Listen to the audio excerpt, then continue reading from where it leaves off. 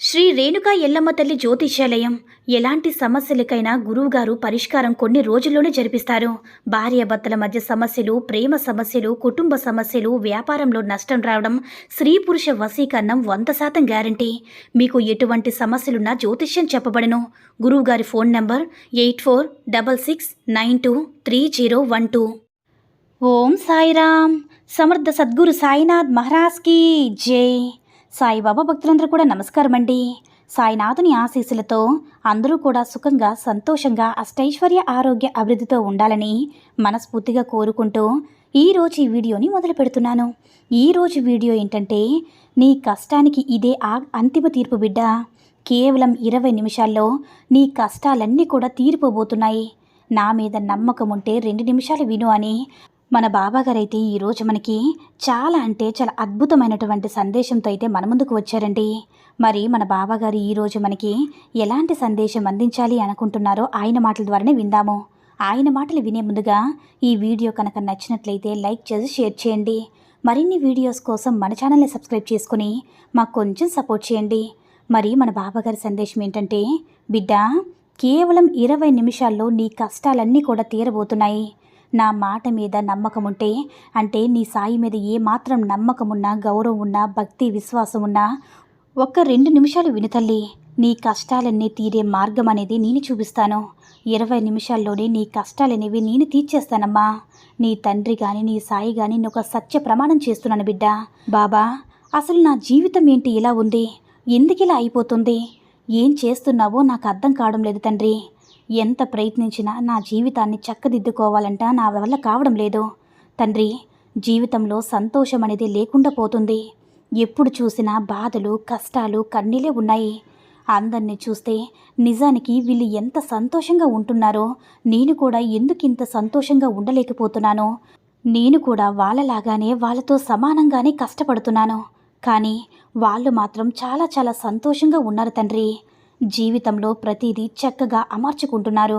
వారి జీవితంలో ఎప్పుడు ఏది కావాలో ఆ సమయానికి వాళ్ళు తయారు చేసుకుంటున్నారు. మరి నా జీవితం ఎందుకు తండ్రి ఇలా చిందరవందరగా, అస్తవ్యస్తంగా, గందరగోళంగా ఉంది? నాకు కావాలి అన్నది నాకు ఏది కూడా అందదు. నాకు కావాల్సిన సమయానికి, అందాల్సిన సమయానికి ఏది కూడా అందదు. ఎటు చూసినా గజిబిజి, గందరగోళంగా ఉంది. నా జీవితం ఏంటో నాకే నచ్చటం లేదు తండ్రి. ఇవన్నీ చూస్తుంటే మనసుకి ప్రశాంతత అనేది లేదు. ఏదైనా దూరంగా వెళ్ళిపోదామని అనిపిస్తుంది బాబా. ప్రతిరోజు కూడా ఇవే ఆలోచనలు. ఈ జీవితం ఏంటి ఇలా ఉంది? నా జీవితం ఏంటి ఇలా తయారయ్యిందేంటి? అందరూ బాగానే ఉంటున్నారు, నేనెందుకు సుఖంగా ఉండలేకపోతున్నాను? నా జీవితం ఎప్పుడు ఒక కొలుక్కి వస్తుందని అనిపిస్తుంది బిడ్డ. నేను ఒక ప్రశ్న వేస్తాను, ఆ ప్రశ్నకు సమాధానం చెప్తావా తల్లి? ఆలోచించి చెప్పు. నీ జీవితాన్ని నువ్వు ఎలా తయారు చేసుకుంటున్నావు? నీ జీవితాన్ని నువ్వు చక్కదిద్దుకుంటున్నావా, పాడు చేసుకుంటున్నావా? నీ జీవితం అనేది నీకు ఉపయోగపడేలా మార్చుకుంటున్నావా, లేక పాడు చేసుకుంటున్నావా? వచ్చిన అవకాశాలను నువ్వు సద్వినియోగం చేసుకుంటున్నావా, చేతకాక వాటిని వదులుకుంటున్నావా? వీటి గురించి నువ్వు ఆలోచిస్తూ ఉండని, జీవితానికి సంబంధించినటువంటి ఇప్పుడు కూడా నీ జీవితంలో జరుగుతున్నటువంటి నువ్వు చేస్తున్న పొరపాట్ల గురించి నీకు అర్థమవ్వాలంటే ఒక 2 ముక్కలు చెప్తాను, జాగ్రత్తగా వినిబిడ్డ. అదేంటంటే, నువ్వు చేస్తున్న పొరపాట్లు, అంటే నువ్వు చేస్తున్న తప్పులు, ఆ పొరపాట్లే ఈరోజు నీ కష్టాలకి, కన్నీళ్ళకి కారణమయ్యి నిన్ను వేధిస్తుంది, నిన్ను ముప్పు తిప్పులు పెడుతుంది, నీకు మనశ్శాంతి లేకుండా చేస్తున్నమ్మా. అవేంటో నువ్వు తెలుసుకున్నావంటే నీ జీవితం నీకు సంతోషంగా ఉంటుంది తల్లి. నువ్వు నడుస్తుంది, నువ్వు చేస్తుంది నేనిక్కడ చెప్తూ ఉన్నాను. నీకు అర్థం అవ్వాలంటే వివరంగా చెప్తున్నాను బిడ్డ. ఒక రాజుగారు ఉంటారు. ఆయనకి 3 కొడుకులు. రాజుగారికి వయసు అయిపోతుంది. ఇంకా అధికారం ఎవరికి అప్పగించాలో ఆ రాజుకి అర్థం కావడం లేదు. ఎందుకంటే 3 పిల్లలు కూడా కవల పిల్లలు. 3 కూడా సమావేశంలో ఉన్నటువంటి ఆ కవల పిల్లలు నేనంటే నేను రాజుగా ఉంటానని పోటీ పడుతున్నారు. సరే, రాజుగారికి ఒక ఆలోచన వస్తుంది. అప్పుడు రాజుగారు తన 3 కొడుకులను కూడా పిలిచి, ఈ రాజ్యాన్ని నా తర్వాత ఎవరికి అప్పగించాలని ఆలోచిస్తున్నాడని అంటాడు. అప్పుడు కొడుకులు 3 కూడా ఇలా అంటారు, నాన్నగారు నాకు ఇవ్వండి, నేను దీనికి సమర్థుణ్ణి, అర్హుణ్ణని 3 కూడా నేనంటే నిన్న ముందుకు వస్తారు. ఇక రాజుకి మళ్ళీ ఏం చేయాలో అర్థం కాలేదు. మళ్ళీ అయోమయంలో పడిపోతాడు. సరే, నేను మీ 3కి కూడా ఒక పని చెప్తాను. ఎవరైతే ఆ పనిని చక్కగా సంపూర్ణంగా చేసి పూర్తి చేస్తారో వారికి నేను రాజు పదవిని అప్పగిస్తానని అంటాడు. అయితే ఇక్కడ నేను బాధ్యతగా ఏం చేయబోతున్నానంటే మీకు ముగ్గురికి కూడా ఒక్కొక్క బంగారు నాణాన్ని ఇస్తాను. అలా ఒక్కొక్క బంగారాన్ని ఇచ్చి ఏం చెప్తాడంటే ఈ నాణంలో మీ గది ఏదైతే ఉందో అది మొత్తం కూడా నింపేయాలి, ఎక్కడ ఖాళీ అనేది ఉండకూడదు అని వాళ్ళకి ఒక టాస్క్ అనేది ఇస్తాడనమాట. అంటే బంగారు నాణాలతో ఆ గది అనేది పూర్తిగా నింపాలి. అయితే అలా గది నింపితే నేను వచ్చి చూస్తాను. ఆ తర్వాత రాజు అయ్యి అంటే ఈ రాజ్యానికి రాజు అయ్యే అర్హత ఎవరికి ఉందో ఈ 3 రోజులు గడువు ఇస్తాడనమాట. ఇక ముగ్గురు కొడుకులు కూడా ఏం చేయాలి, ఎలా చేయాలి? చూస్తే ఒక చిన్న బంగారు నాణెం కదా, ఆ బంగారు నాణెంతో గది మొత్తం ఎలా నింపాలని ఆలోచిస్తూ ఉన్నారు. తెగ ఆందోళన పడిపోతూ ఉన్నారు. అలా 3 రోజులు సమయం గడిచిపోయింది. 3 రోజుల తర్వాత రాజుగారి మొదటి కుమారుడు గదిలోకి వెళ్తాడు.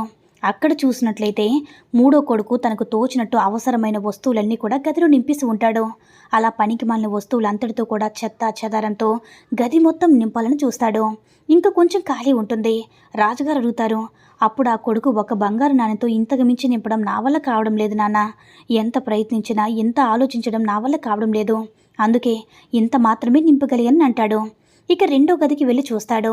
ఆ గది అంతా ఖాళీగా ఉండడం చూసి, ఏంటి రూమ్ మొత్తం గది ఖాళీ చేసావు, గాలిగా ఉంచేసావు, ఏమీ నింపలేదని అడిగితే, నాన్నగారు మీరు నాకు ఒక బంగారు నాణెం మాత్రమే ఇచ్చారు కదా, దాంతో నేను ఏది కొన్నా ఏం చేసినా ఈ గది నిండదని నాకు తెలుసు, అందుకే ఈ ఒక్క నాణెంతో ఇంకొక 10 నాణాలను సంపాదించి అప్పుడు ఈ గదిని నింపుదామని జూదమాడాను, ఉన్న నాణెం కూడా జూదంలో పోయిందని చెప్తాడు.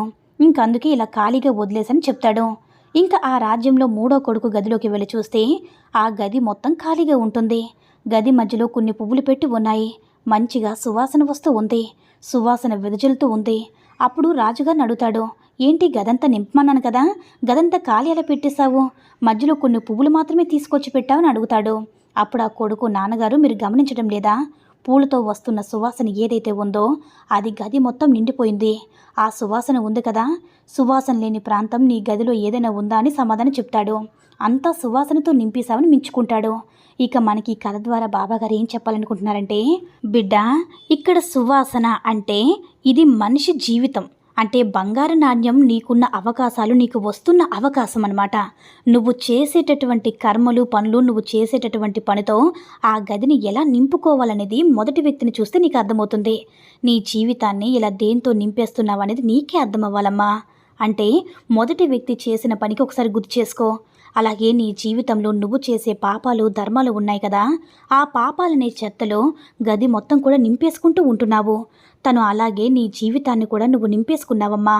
ఇక్కడ అనవసరమైన ఆలోచనలు, పాపాలు, మోసాలు, వికృతమైన ఆలోచనలు అన్నీ కూడా నీ జీవితంలో నువ్వు నింపేసుకుంటున్నావు. ఇది నీకు మొదటి వ్యక్తి ద్వారా నువ్వు తెలుసుకోవాల్సిన విషయం తల్లి. కొంతమంది దురాశ, స్వార్థం అనే ఆలోచనతో ఏం చేస్తారంటే లేని కొన్ని పనులన్నీ చేసి మోసం చేసి పనులు చేస్తారు.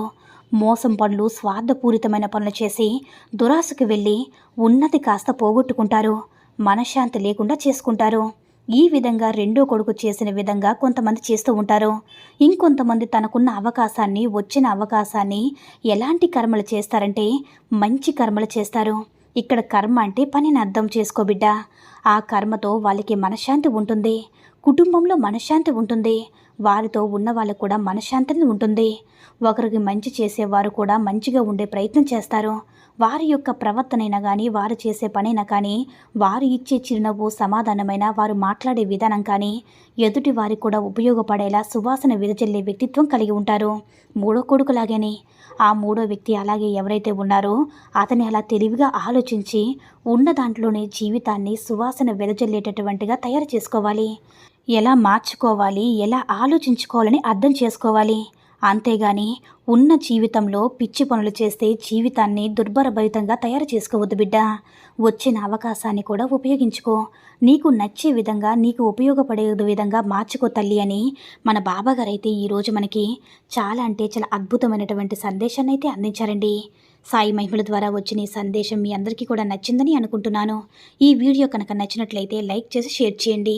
మరిన్ని వీడియోస్ కోసం మన ఛానల్ని సబ్స్క్రైబ్ చేసుకుని మాకు కొంచెం సపోర్ట్ చేయండి. సర్వే జనా సుఖినో భవంతు. జై సాయిరామ్.